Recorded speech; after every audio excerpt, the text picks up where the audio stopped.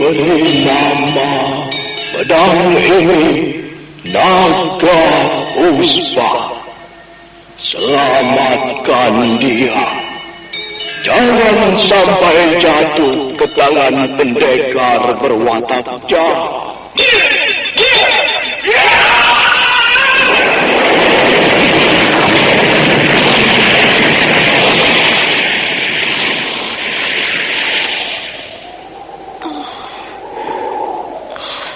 Kakang Kamandanu, kau masih juga tidak percaya bahwa aku mencintaimu.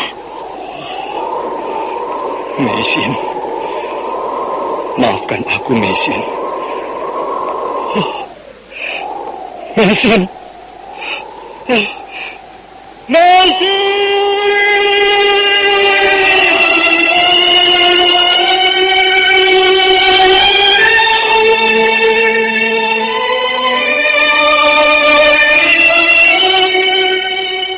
Tutur Tidula.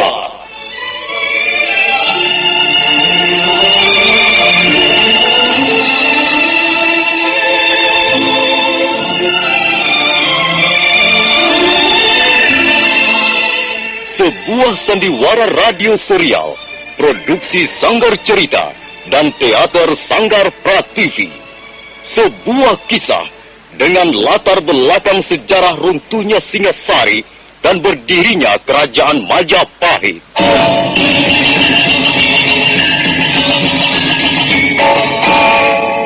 Sandiwara ini didukung oleh pemain-pemain radio yang sudah ternama, Ferry Fadli, Ivone Rose, dan Eli Ermawati.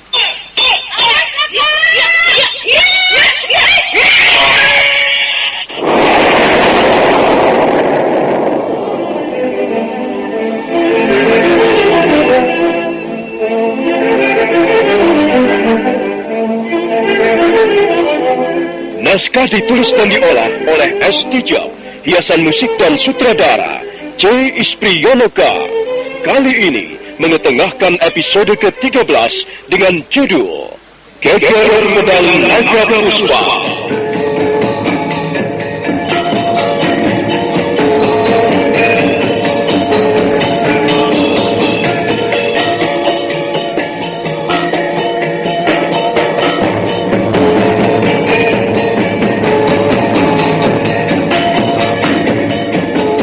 Dalam seri ke-371 ini didukung oleh para pemain Lukman Tambose sebagai Empu Bajil, Petrus Urspon sebagai Ranggu, M. Abud sebagai Arya Dwi Pangga, dibantu oleh Indahna dan Juni, dan Asti Suhastra pembawa cerita. Selamat menikmati.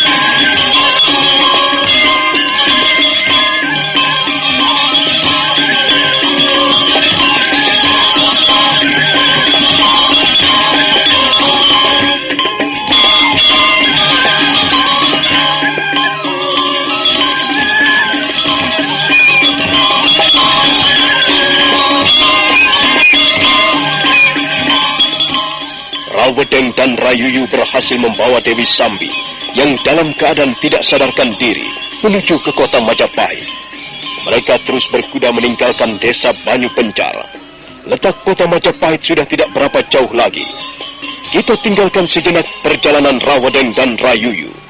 Sementara itu di puncak Bukit Pendem, Empu Bajil nampak sedang sibuk berlatih menggunakan pedang naga puspa yang telah berhasil direbutnya dari tangan Arya Kamandanu.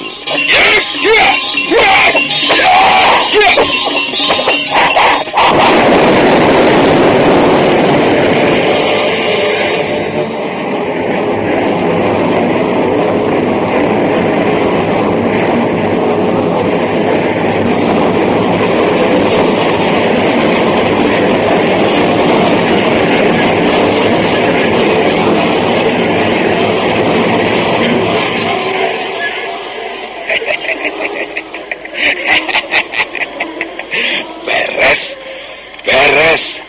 Sekarang aku sudah bisa mengendalikan pedang ampuh ini. Aku tidak perlu merasa khawatir menggunakannya untuk membabat habis musuh-musuhku. Dengan pedang ini aku yakin bahwa aku akan mampu membinasakan Arya Kamandanu. Dia itulah musuh besarku. Sekarang aku sudah berhasil menahan permainan pedang dalam 5-10 jurus. Itu sudah cukup. Pedang ini benar-benar aneh. Dia sepertinya mempunyai daya hidup yang luar biasa dahsyatnya. Waktu pertama kali menarik tubuh pedang ini dari sarungnya, hampir saja kekuatanku terhisap habis. Tapi sekarang kekuatan gaib pedang ini sudah tidak begitu menggangguku lagi. Aku sudah dapat menjinakkannya. Aku dapat menjinakkannya bagaikan menjinakkan seekor kuda liar. Baiklah, aku akan mencobanya sekali lagi. Nah, kekuatan gaib itu mulai menyembur keluar. Aku dapat merasakan getaran-getarannya. Oh, getaran-getaran aneh yang sepertinya ingin membakar hangus darah dan dagingku. Nah, getaran itu semakin kuat. Oh, dia semakin kuat dan berusaha mendesak urat-urat darahku.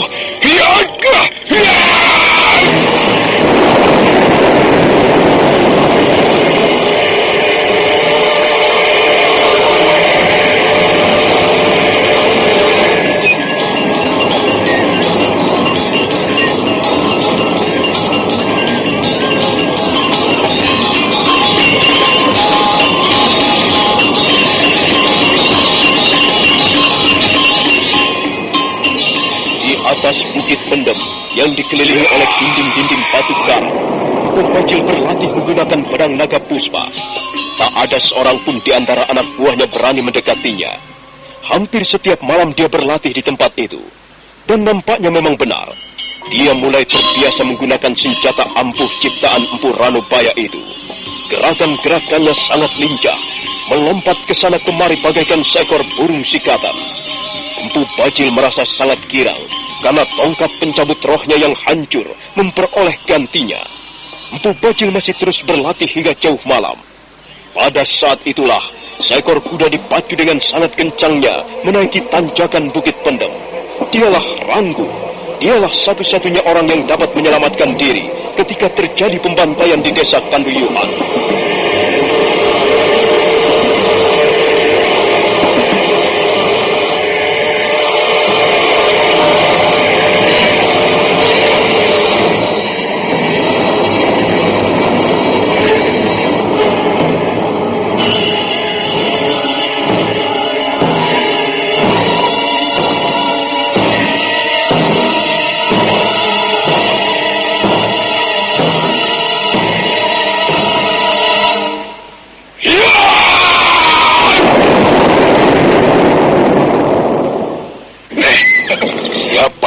Datang ke tempat ini.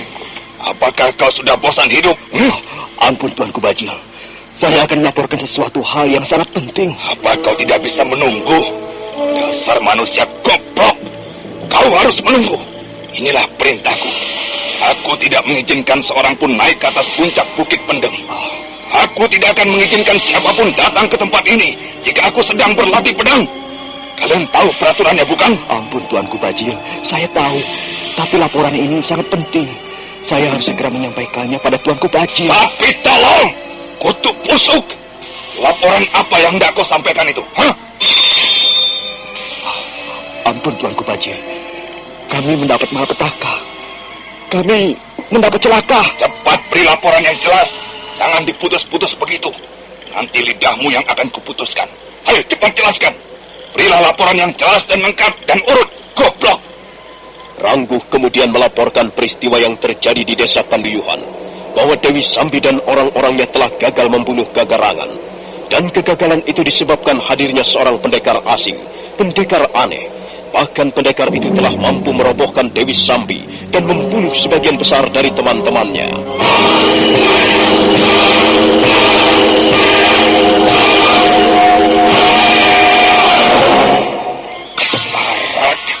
Setan alas, apa benar yang kau laporkan ini? Mana saya berani berdusta di depan Tuanku Bajil.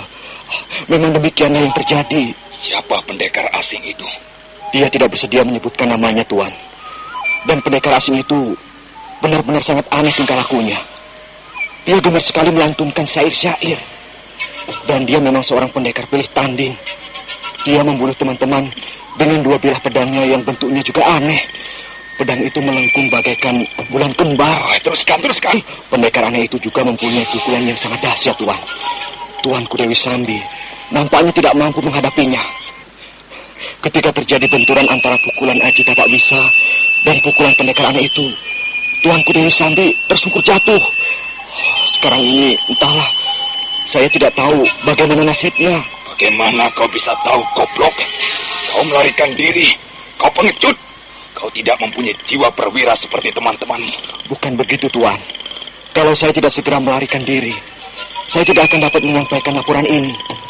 Saya sengaja melarikan diri karena saya harus cepat-cepat memberikan laporan kepada Tuanku Bajil. Sudah. Kau pintar ngomong.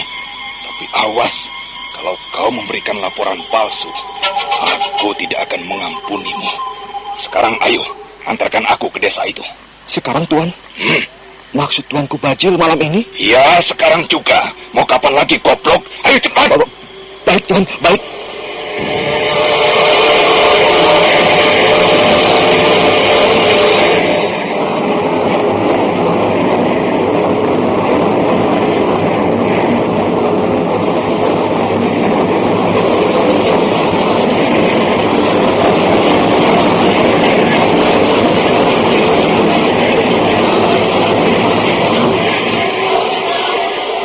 Malam itu juga Empu Bajil mengajak Rangguh pergi ke desa Kanduyuhan.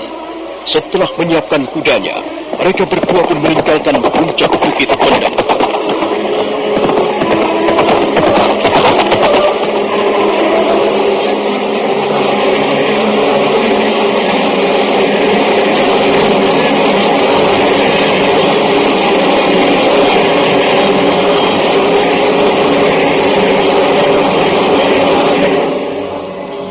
Inilah, Tuan.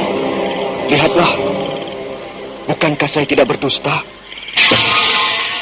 Setan alas. Manusia macam apa pendekar aneh itu? Dia telah membantai habis-habisan anak buahku. Dia memang sangat kejam, Tuan. Rupanya dia biasa membunuh manusia tanpa perasaan, Tuan. Aku pun dapat melakukannya. Kalau suatu saat nanti sempat bertemu dengannya, tulang-tulangnya akan kurambukan. Ranggo. Ya, Tuan. Tadi kau mengatakan bahwa pendekar aneh itu gemar sekali melantunkan bait-bait syair. Apa benar demikian? Benar, Tuanku Bajil. Dia muncul dari balik semak belukar itu sambil melantunkan bait-bait syair. Syair-syairnya memang cukup indah. Syair-syairnya cukup berbobot. Dan sepertinya dia memang berbakat sekali menjadi seorang Sudarma Papati. Cukup! Tutup mulutmu! Aku tidak sudi mendengar cerita mengenai syair. Aku hanya ingin tahu siapa sebenarnya pendekar gombal itu. Sepertinya aku pernah bertemu dengannya. Bahkan aku sempat bertarung dengannya beberapa saat lamanya.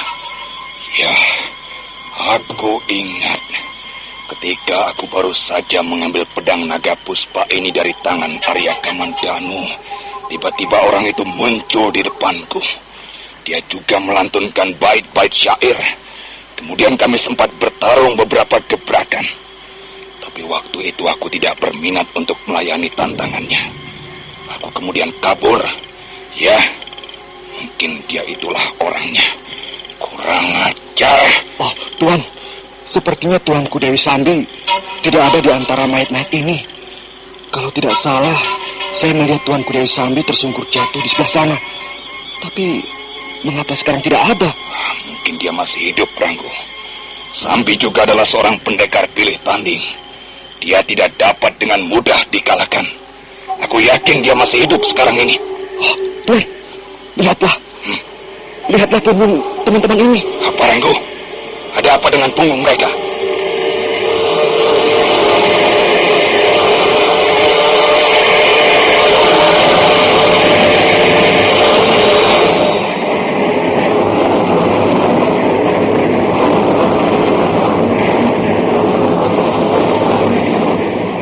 Bajil menyampar obor yang berada dalam genggaman tangan Rangkuh. Kemudian dia membalikkan punggung anak buahnya yang terkapar menjadi mayat. Di atas punggung orang itu tergores tulisan berdarah, dan darah itu sudah mulai mengental dan berwarna kehitam-hitaman. Tulisan itu singkat saja bunyinya. Pendekar Syakir berdarah. Pendekar Syakir berdarah. Empu Bajil kemudian membalikkan punggung anak buahnya yang lain, yang juga sudah terkapar menjadi mayat. Dan di atas punggungnya terdapat tulisan yang sama. Pendekar Syakir berdarah. Rangkuh tidak tinggal diam. Dia pun segera membalik-balikan punggung teman-temannya yang sudah menjadi mayat. Dan semuanya terdapat goresan tulisan yang sama. Pendekar Syakir berdarah. Pendekar Syakir berdarah. Pendekar Syakir berdarah.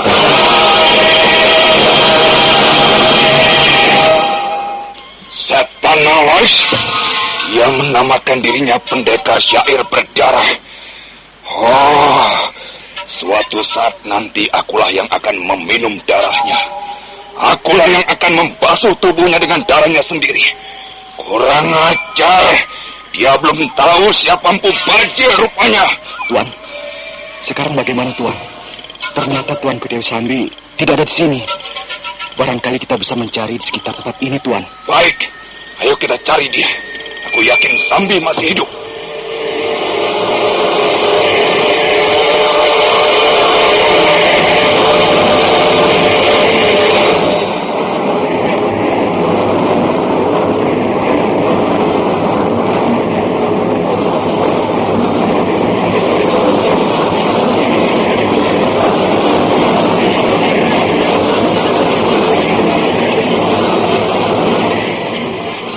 Bajil dan Rangkuh kemudian mencari Dewi Sambi di sekitar tempat kejadian. Mereka terus melacak jejak-jejak Dewi Sambi. Dan beberapa saat kemudian, mereka tiba di tempat di mana Dewi Sambi roboh. Rangkuh menemukan tusuk konde Dewi Sambi yang terjatuh di sela-sela rumputan. Dia segera memberikan benda itu kepada Empu Bajil. Tuan, bukankah ini milik Tuanku Dewi Sambi? Benar. Ini memang milik Sambi. Di mana sekarang ini Sambi berada? Tapi aku yakin dia masih hidup. Nah, sekarang begini saja. Kau segera kembali ke puncak Bukit Pendem malam ini juga. Baik, Tuan. Tunggu, aku belum selesai. Kau kembali ke puncak Bukit Pendem, dan selanjutnya keamanan Bukit Pendem kuserahkan ke tanganmu. Iya. Pimpinlah teman-temanmu. Aku akan pergi beberapa waktu lamanya. Mungkin 7 hari, mungkin lebih, mungkin sampai 2 atau 3 bulan. Aku belum dapat memastikan kapan harus kembali ke Bukit Pendem. Sementara itu kaulah yang memimpin Bukit Pendem. Nah, berangkatlah sekarang. Baik, Tuanku Bajil. Saya akan melaksanakan perintah Tuan dengan sebaik-baiknya.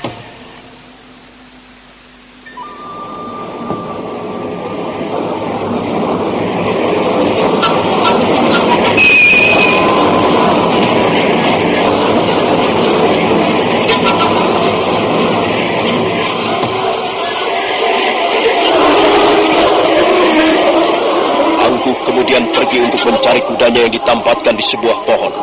Bekas perampok anak buah Tambak Baya itu lalu naik ke atas punggung kudanya. Dan sebentar kemudian, dia sudah berkuda menuju ke Bukit Pendem.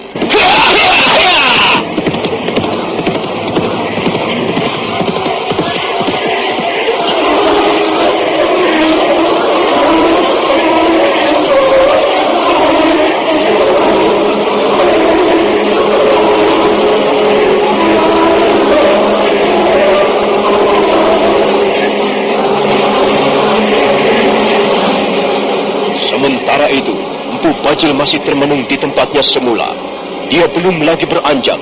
Dia termenung sambil menggenggam tusuk konde milik Dewi Sambi. Pancaran wajahnya membayangkan rasa tidak senang. Beberapa kali mulutnya mendesis dan mukanya merah karena hawa amarah. Pendekar syair berdarah, apakah kemampuanmu sehebat namamu? Suatu saat nanti aku harus bisa menemuimu dan membuat perhitungan. Kalau sampai kau berani mengganggu Sambi, atau mencederainya, atau membunuhnya, maka kau adalah orang kedua setelah Arya Kamandanu. Kepada siapa Empu Bajil menyalakan api dendamnya?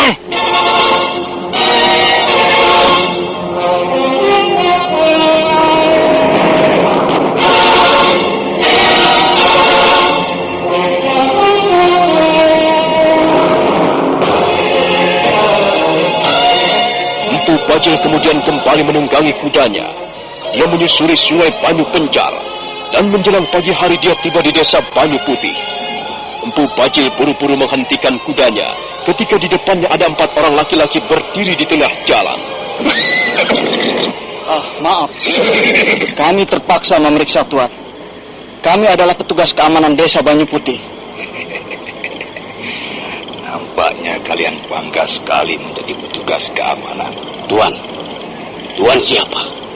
Dari mana Tuan berasal? Dan mau apa tujuan Tuan? Akulah yang harus bertanya kepada kalian. Hai, mengapa tiba-tiba orang ini marah? Nampaknya dia mudah tersinggung. Kalian tidak perlu tahu siapa namaku, kecuali kalian dapat menjawab pertanyaanku dengan baik. Hai, dengar baik-baik. Kalian jangan menjadi orang-orang yang bodoh. Kalau kalian dapat menjawab pertanyaanku dengan baik, itu artinya kalian telah menyenangkan hatiku. Apa yang hendak Tuan tanyakan? Aku mencari seseorang. Siapa? Siapa yang Tuan cari? Dia menamakan dirinya dengan pendekar syair berdarah. Apakah kalian melihatnya? Apakah kalian bisa menunjukkan kepadaku di mana tempat tinggalnya? Kenapa Tuan mencari-cari orang itu? Dia mempunyai hutang yang sangat besar padaku. Dan hutang itu baru akan lunas setelah dibayar dengan nyawanya. Maaf Tuan. Kami tidak mengenal orang yang Tuan maksudkan. Bahkan baru pertama kali ini kami mendengar sebutan pendekar syair berdarah. Maaf sekali lagi Tuan. Ya, lagi pula kami tidak mempunyai urusan dengan orang itu. Kalau sekarang ini Tuan kami bawa ke rumah kepala desa kami, barangkali kepala desa dapat memberikan keterangan kepada Tuan. Aku tidak sudi menghadap kepala desamu. Tadi aku sudah berjanji di tengah jalan. Aku akan membunuh siapa saja yang kutemui di tengah jalan, yang tidak dapat menjawab pertanyaanku dengan memuaskan. Karena itu kalian tidak perlu memeriksa aku. Bukan akulah yang menjadi pesakitan, melainkan kalian.